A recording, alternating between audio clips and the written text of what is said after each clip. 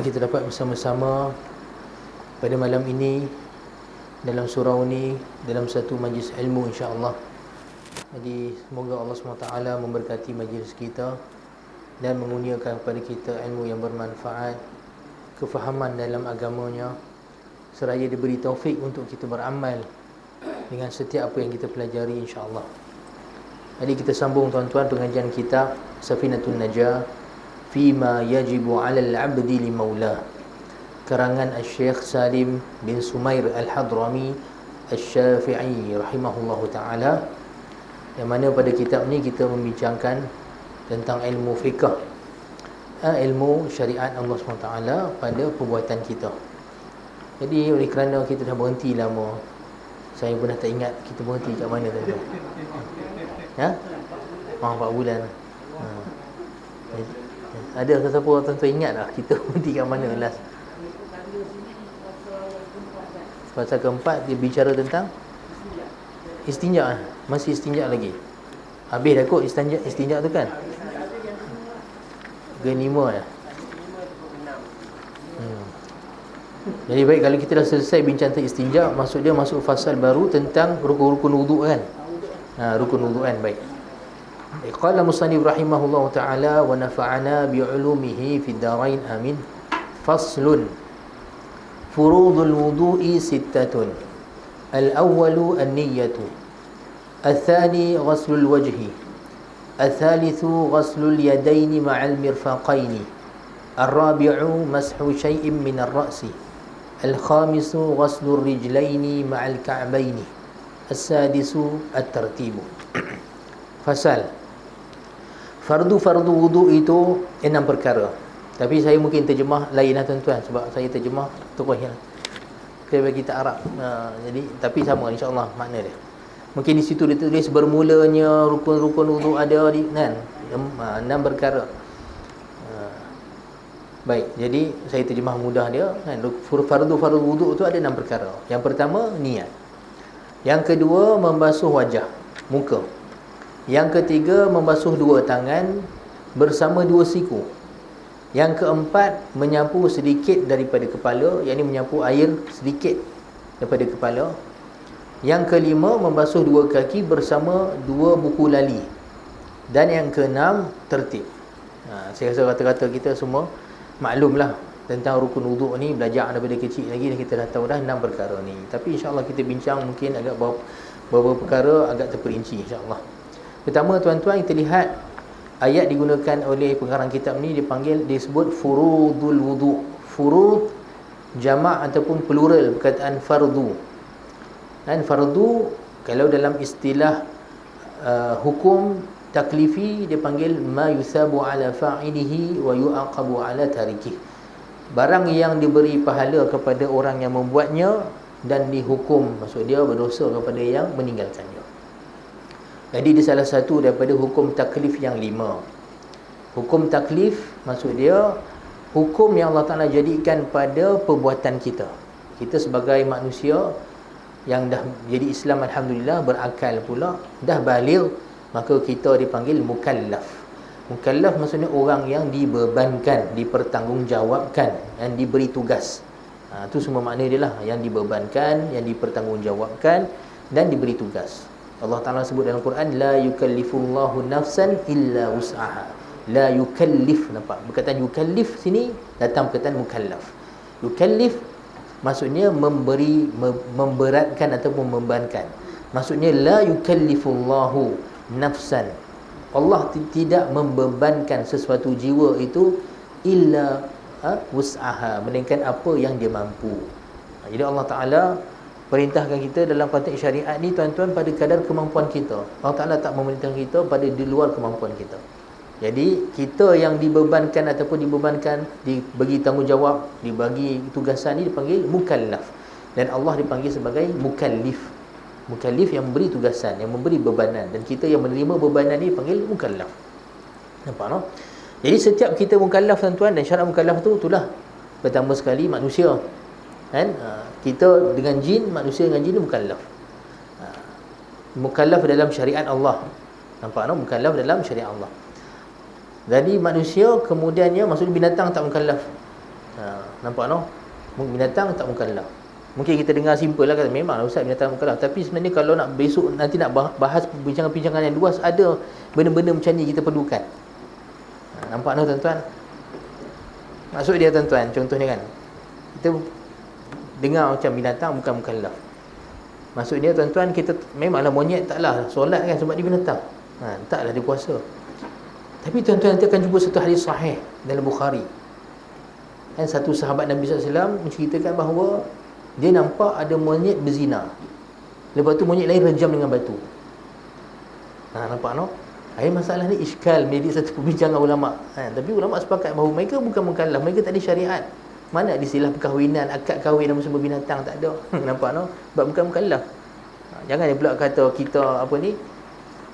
Hukum rejam pula kucing kita sebab dapat anak daripada kucing jiran. Tak ada istilah kahwin ni dalam binatang no? Nampak simple lah, tapi ada hukum-hukum dia berkait. Kita manusia mukallaf.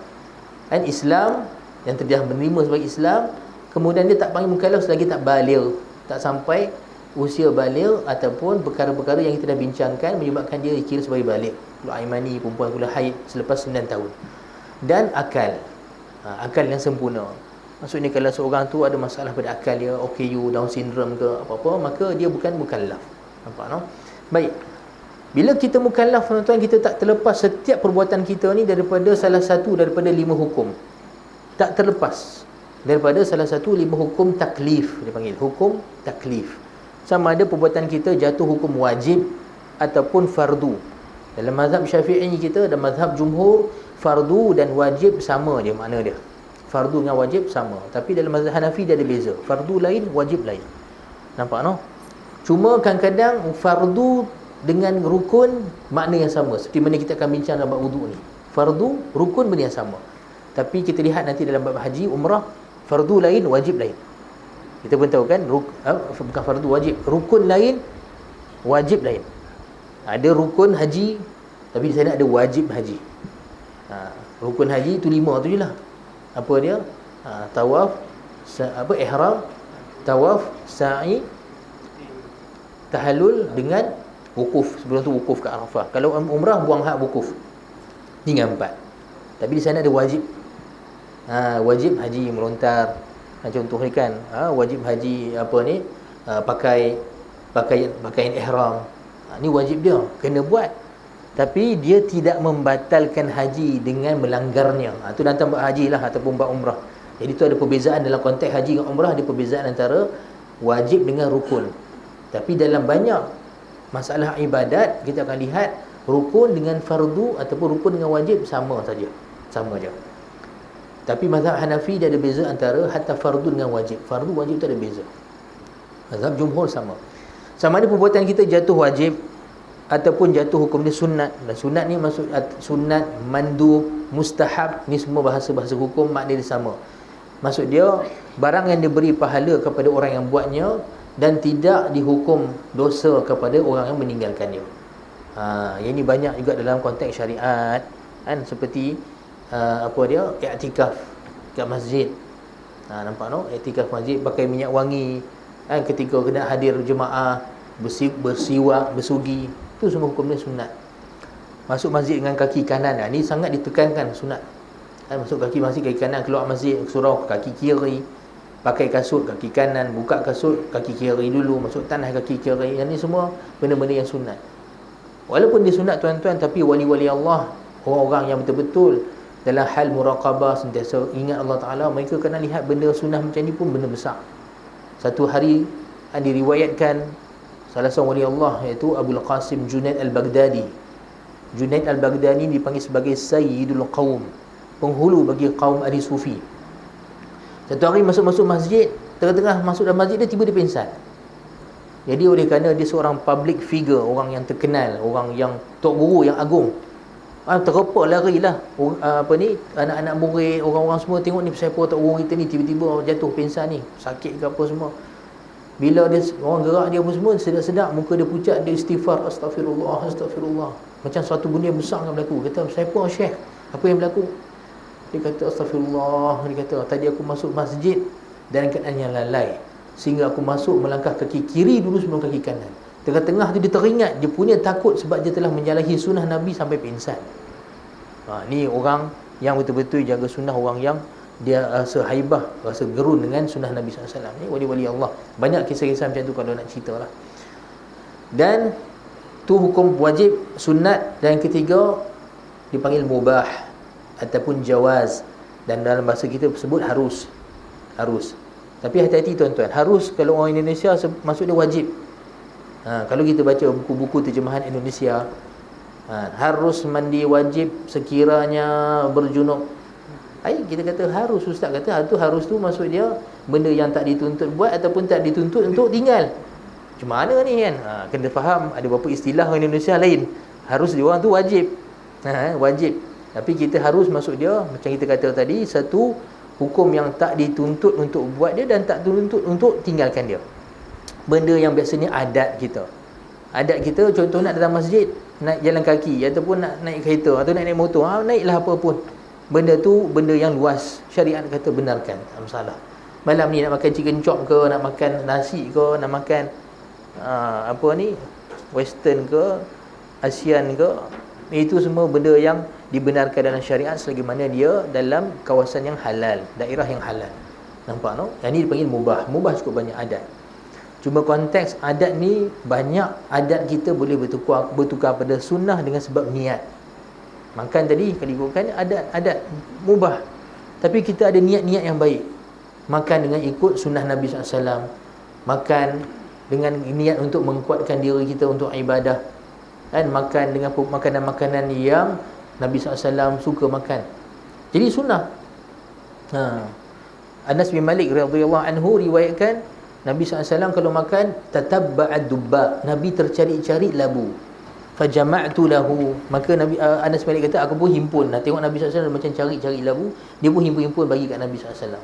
Dan mereka setengah sahabat kata sejak aku lihat tu maka aku terus suka makan labu. Suka makan tu sebab apa? Sebab tengok Nabi SAW suka makan. Baik, dan itulah labu kan. Jadi itu hukum yang ketiga. Dan hukum yang kelima makruh. Makruh ni seperti mana sunat. Sunat ni perkara yang digalakkan buat ataupun diberi pahala buatnya tapi tak dosa untuk meninggalkan dia. Makruh terbalik. Imam Al-Haramain dalam kitab Waraqat, beliau mendefinisikan, memberi makna makruh ni barang yang barang yang tidak dihukum pembuatnya, tak hukum dosa pembuatnya, tapi diberi pahala yang meninggalkannya. Tapi saya lebih suka untuk mendefinisikan atau memberi makna dengan makna macam ni. Barang yang dituntut untuk ditinggalkan, tetapi tidak dosa kalau buat, tak dihukum dosa kalau buat. Tapi kena ingat, makruh asal dia perkara yang dituntut untuk tinggal. Bila kita kata barang yang tidak dosa untuk buat tapi dapat pahala untuk tinggal kalau tinggalkan dia, seolah macam dia optional, macam satu pilihan, boleh buat. Tapi sedangkan makruh maksud dia barang yang tidak sukai, dibenci. Syariat tak suka benda tu, kalau boleh ditinggalkan. Cuma rahmat bila Allah Ta'ala, dia tak hukum sebagai dosa. Jadi sebab tu sebaiknya kita faham makruh ni barang yang dituntut untuk kita tinggalkan sebenarnya, tetapi tidak jadi dosa. Kalau dah buat tak dosa. Nanti setiap hukum ni tuan-tuan, contohnya bab nanti yang kelima haram. Dan haram maksud dia setiap barang yang beri pahala meninggalkannya dan dihukum dosa yang membuatnya, itu haram. Baik.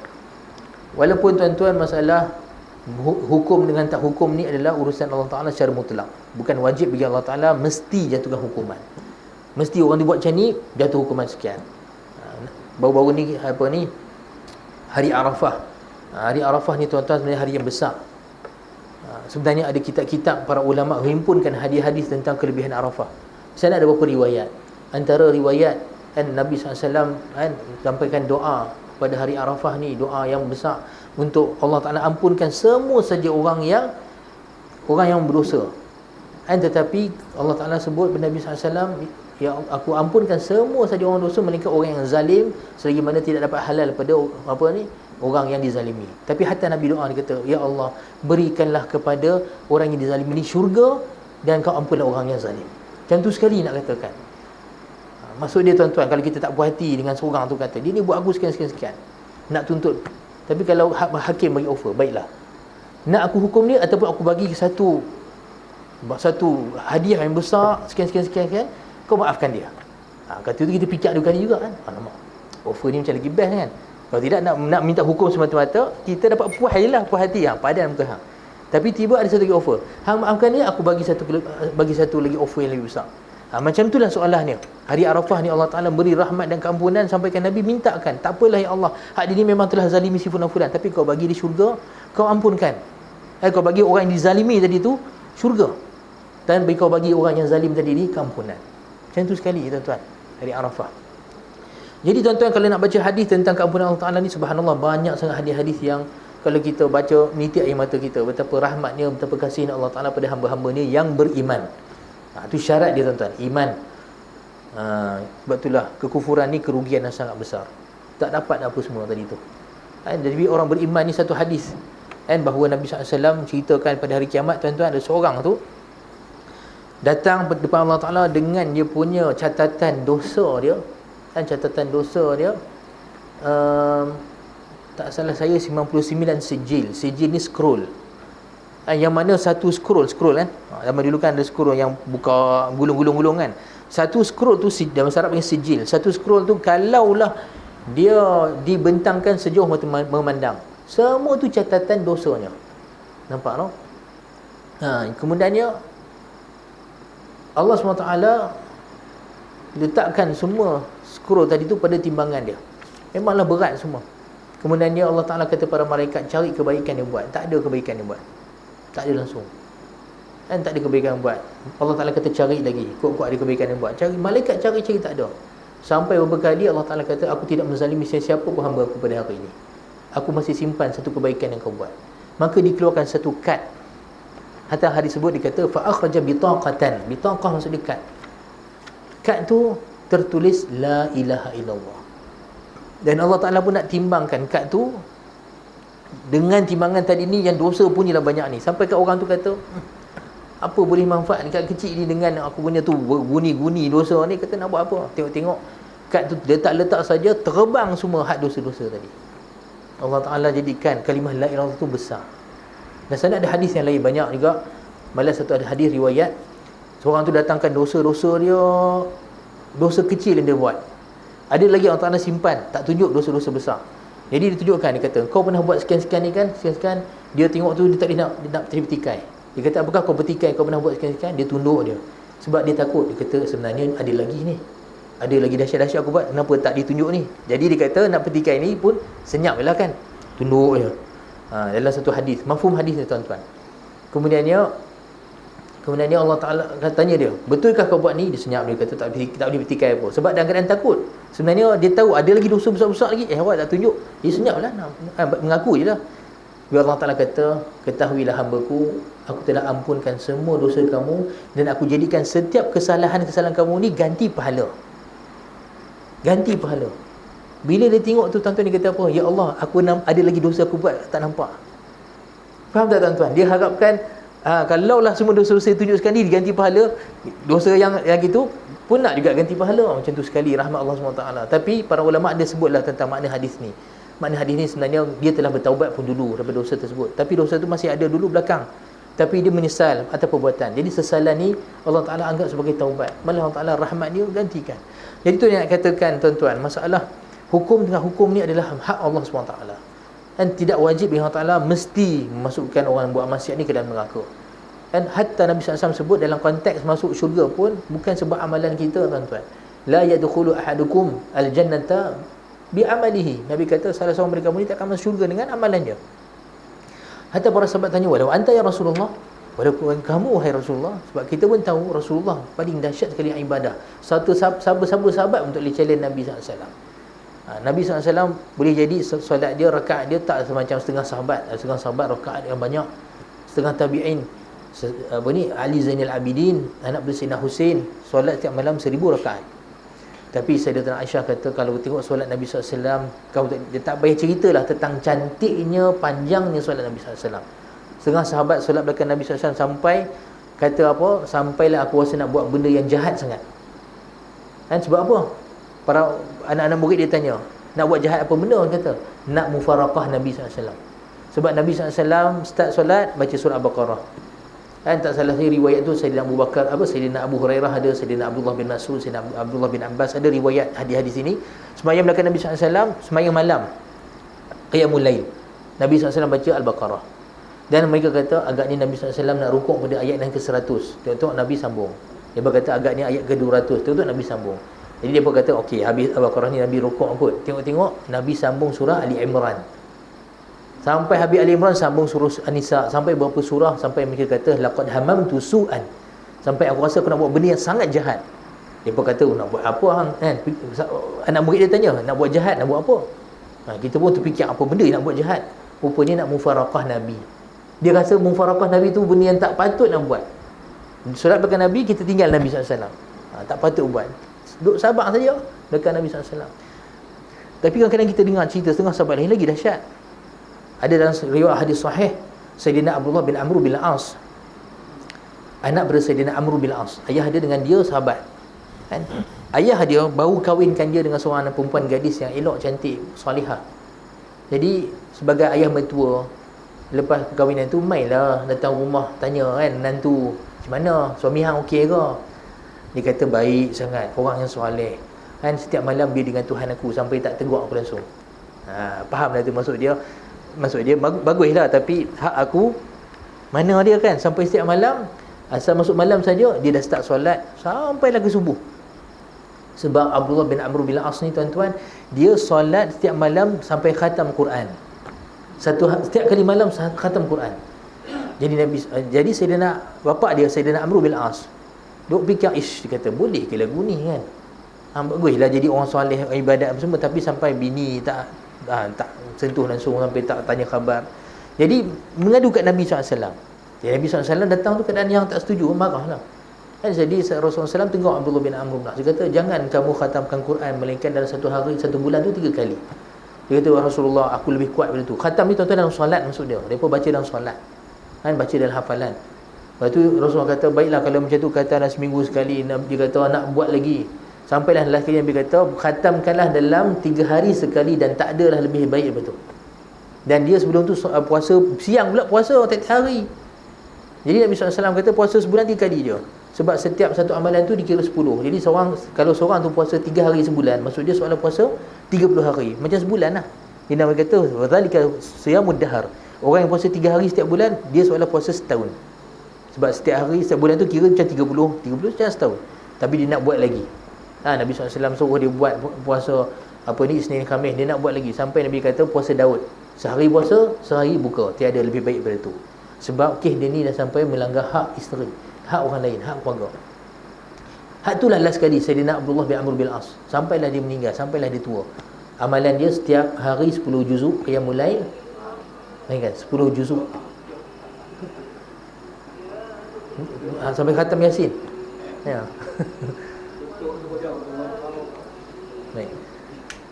Baik, bayangkan sampailah tua tuan-tuan, setiap hari 10 juzuk, setiap 3 hari khatam, dan puasa selang sehari. Sayyidina Abdullah bin Amr bin Al-As. Tapi tuan-tuan, kalau kita tengok macam lagi dahsyat daripada Nabi kan, tapi sebenarnya tidak. Nabi SAW pertamanya solat dalam keadaan yang tartil. Nabi Allah Ta'ala sebut apa? Warattilil Qur'ana tartila. Tartil ni baca pelan-pelan tuan-tuan. Sebab itulah Sayyidatuna Aisyah bila tanya tentang solat Nabi SAW, dia kata tak payah tanyalah kecantikan solat Nabi. Nabi solat tu kan, walaupun dalam surah rakaat tu hanya berapa surah Nabi SAW baca, tetapi baca dia dalam keadaan yang perlahan, dalam keadaan tadabbur. Malah tidak ada satu ayat azab yang lalu Nabi SAW berdoa pula. Kemudian satu ayat rahmat Nabi doa minta rahmat. Dan bila Nabi rukuknya sama dengan qiyam. Begitu juga dalam riwayat i'tidal Nabi SAW, sujud Nabi sama seperti qiyam. Itu dahsyat solat Nabi SAW. Nampak no? Baik. Jadi sebenarnya kita cerita tadi tu pasal apa? Lupa lah.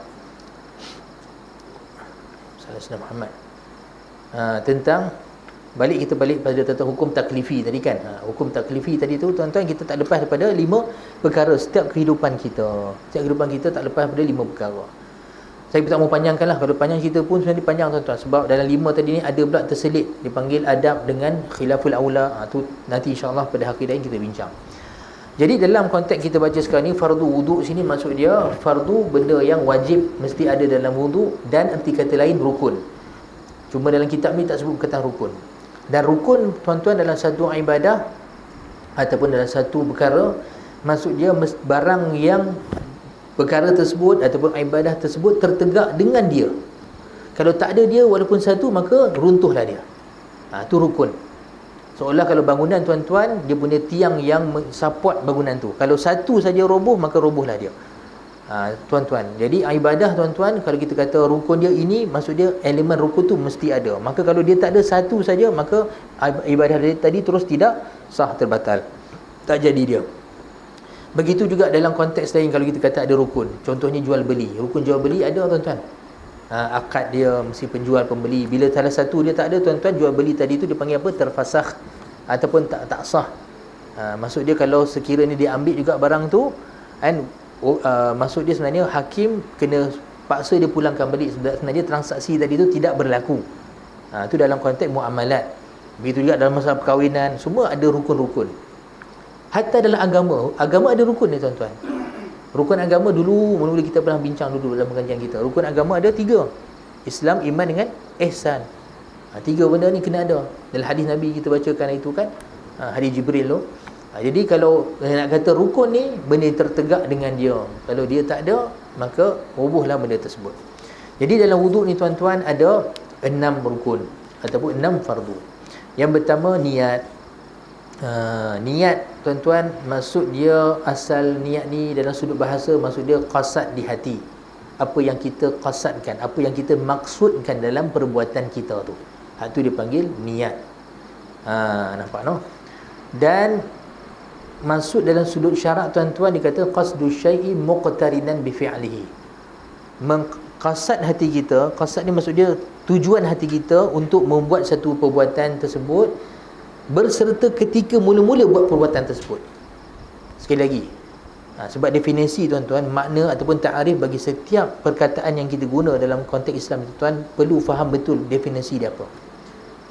Salah faham definisi tuan-tuan, kita boleh memahami salah konteks benda tersebut. Nampak no? Salah faham definition dia, salah faham konteks dia. Sebab baru saya nampak ni perkataan apa tau yang digunakan dalam bahasa Melayu. Sebenarnya perkataan tu bahasa Arab, tapi sebenarnya konteks definition tu lain. Apa yang Melayu faham lain, apa yang Arab faham lain. Tapi bila kita nak berinteraksi dengan perkataan ni dalam konteks ibadah, kita faham dengan makna yang kita faham bahasa Melayu, maka bahaya sebab dia faham lain. Nampak no? Baik. Yalah, macam kita ambil contoh harus tadi lah. Harus definisi bahasa Melayu kita, maksud dia boleh buat, boleh tak buat. Tapi definisi di sisi orang Indonesia, mesti buat, dosa tak buat. Tu kena fahamnya tu lah. Baik, jadi niat ni tuan-tuan, tujuan hati kita untuk buat satu benda tu ketika buat perkara tersebut.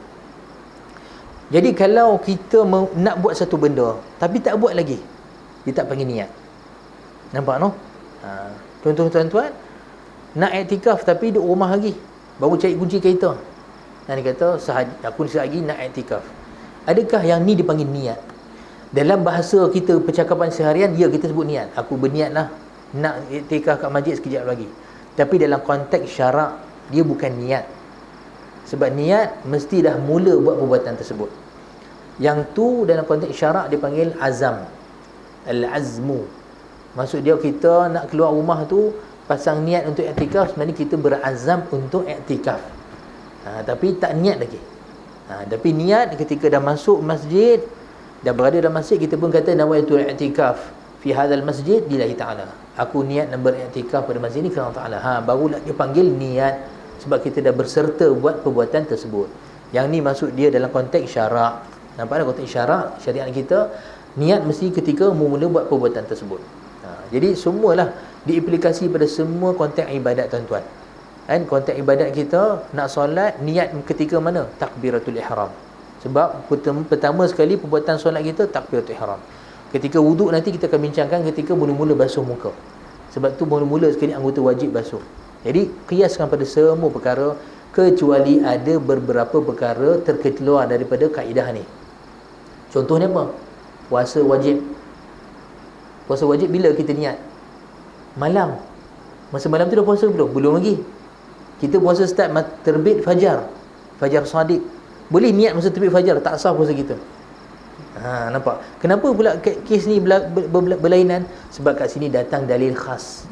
Nabi yang beritahu. Nabi kata, man lam yubayyit dan riwayat man lam yujbi' saumahu bil laili fala siyama lahu, atau kama qala sallallahu. Siapa yang tidak mengijma'kan, maksudnya berniat puasa dia pada waktu malam, maka tiada puasa bagi dia.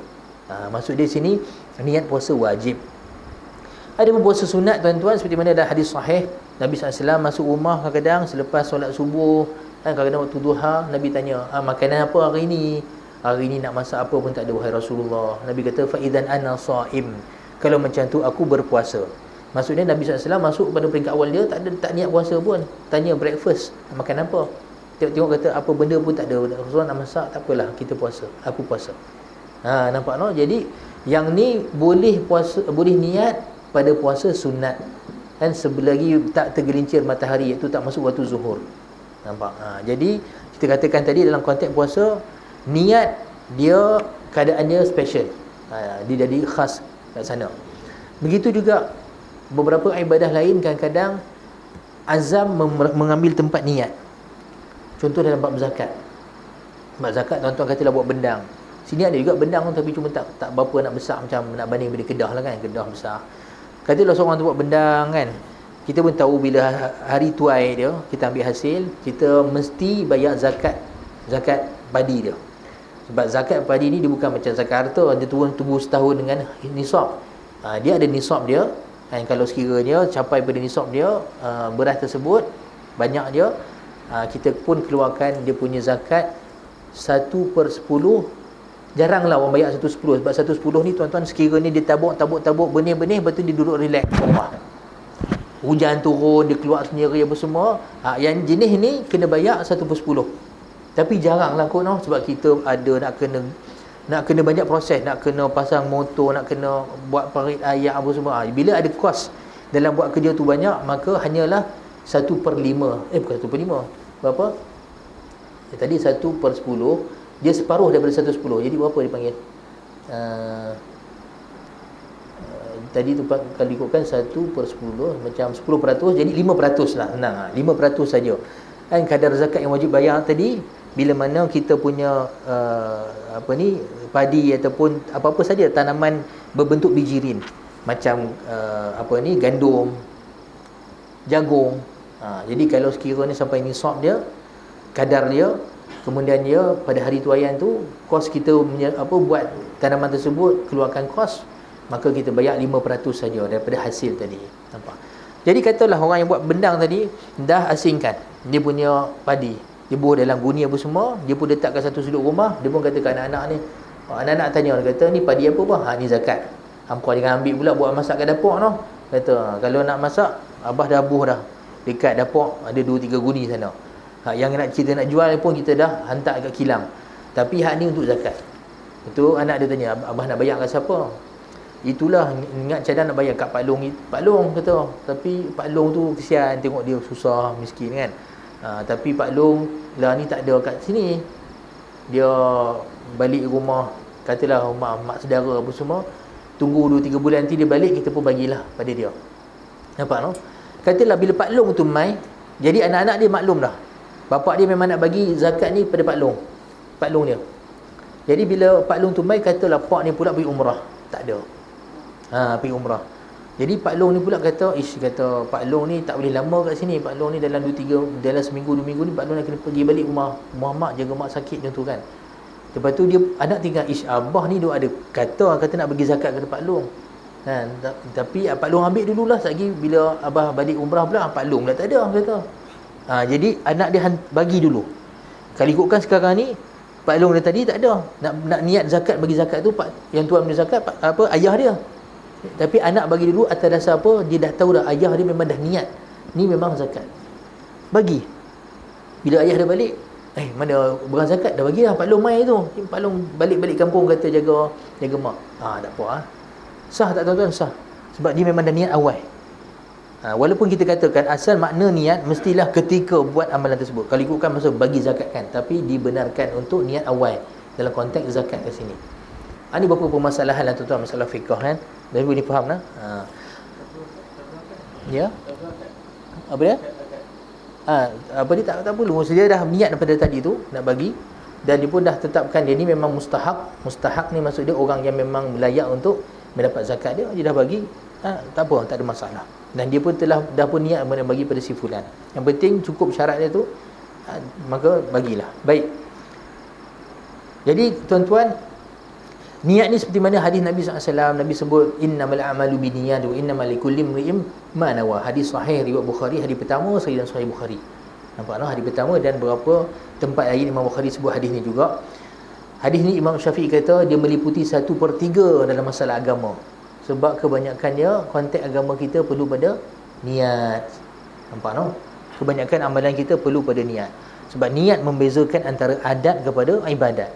Macam tuan-tuan, hari ni kita duduk kat masjid ni, niat kita apa? Niat kita mengaji, insya-Allah dapat pahala.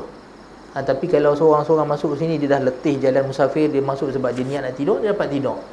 Asal dia duduk sama juga, duduk dalam masjid. Tapi kalau seorang tu niat iktikaf, dapat niat iktikaf. Niat mengaji, dapat mengaji. Niat tunggu solat tuan-tuan, hatta Allah SWT tulis kita ni macam tengah solat. Antara solat bersolat tuan-tuan, kalau seorang tu tunggu untuk solat itu lagi, sepanjang dia duduk tu Allah Ta'ala kira macam dia tengah solat. Berbeza niat tuan-tuan. Dia ganti adat kita kepada pahala, kepada ibadah. Nampak no? Dan juga kadang-kadang niat ni dia membezakan antara ibadah yang sama pada zahirnya. Dua orang solat 2 rakaat, tapi seorang tu solat apa dia? Solat fardu zuhur qasar sebab musafir. Seorang solat tahiyatul masjid. Kalau kita tengok gerakan solat sama je, angkat takbir, baca al-Fatihah sampai salam, sama ni kan.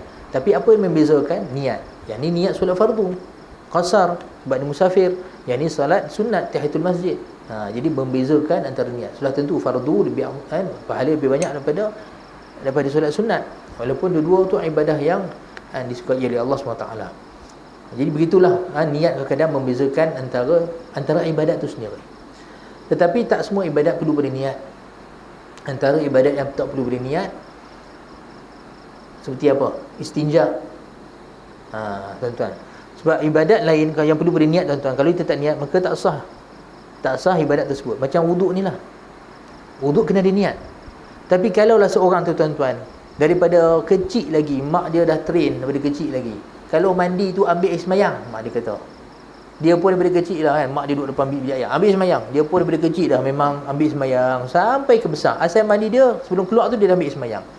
Orang macam ni tuan-tuan, boleh jadi air semayang dia tu dah jadi rutin kehidupan dia harian. Katalah satu hari dia mandi-mandi tu, kepala duk fikir benda lain, duk kan, fikir tu benda tu secara dalam. Tapi oleh kerana dah perbuatan tu jadi automatik, dia pun basuh muka, basuh tangan, basuh semua, keluar bilik air. Tiba nak pakai baju, kata aku ambil semayang tak saat ni. Tiba dia teringat perbuatan dia. Dia ada basuh muka, ada basuh tangan. Tapi dia sedar ketika dia buat tu sebenarnya dia lalai. Sebab dia terlalu mendalam fikir satu benda lain. Tapi badan dia automatik buat. Kalau dia tahu tuan-tuan ketika dia habis semayang tadi memang dia tak sedar langsung, dia tak niat pun, maka wuduk dia tidak sah. Walaupun secara fizikal, secara zahir dia nampak macam Nabi wuduk, tapi tak serta dengan niat. Tapi kalau istinja tuan-tuan, kalau kena niat, jenuh kita tak sah. Azan.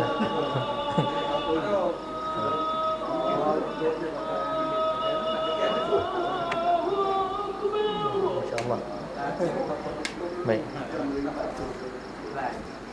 Azan Mekah. Masya-Allah. Baik, tak apalah. Kita habiskan sikit kat poin situ. Baik, habiskan poin situ. Kita katakan apa tadi? Tapi ada beberapa ibadah seperti istinja tak perlu pada niat.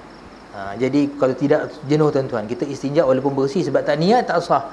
Kita punya istinja maka tak sah ibadat kita semua. Jenuh kan? Tapi tak apa, alhamdulillah. Asal kata tuan-tuan, najis dan kesan najis hilang daripada kemaluan, maka dah kira bersih. Kira suci dengan syarat dengan apa? Mesti dengan air. Kalau dengan batu macam kita belajar itulah, kena ada 8 syarat dia. Dia kena raikan 8 syarat. Kalau dengan batu, dengan kertas, dengan benda-benda yang kesat. Begitu juga dengan dalam konteks menghilangkan najis.